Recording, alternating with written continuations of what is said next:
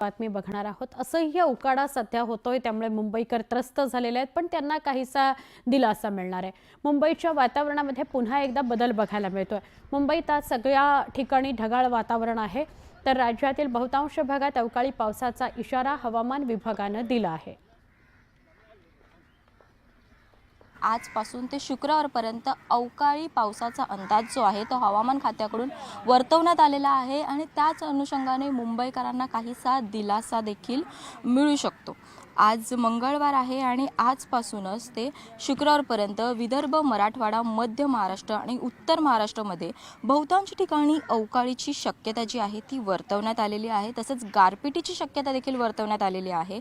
दक्षिण कोकणात पावसाची अधिक शक्यता वर्तवण्यात आलेली आहे, तर उत्तर कोकणामध्ये म्हणजेच नवी मुंबई, ठाणे आणि कल्याण डोंबिवलीत पाऊस पडू शकतो असा अंदाज हवामान खात्याकडून वर्तवण्यात आलेला आहे।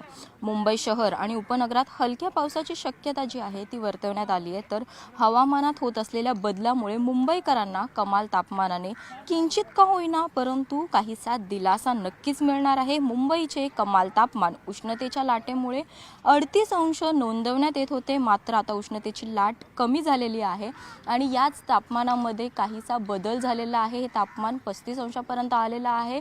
जो हवामान खात्याकडून अंदाज वर्तवण्यात आलेला आहे की पावसाची शक्यता आहे आजपासून ते शुक्रवारपर्यंत, यामुळे नक्कीच महाराष्ट्रासह मुंबईकरांना देखील यामुळे दिलासा मिळणार आहे। व्हिडिओ जर्नलिस्ट हर्षदसह स्नेहा जाधव, न्यूज 18 लोकमत, मुंबई।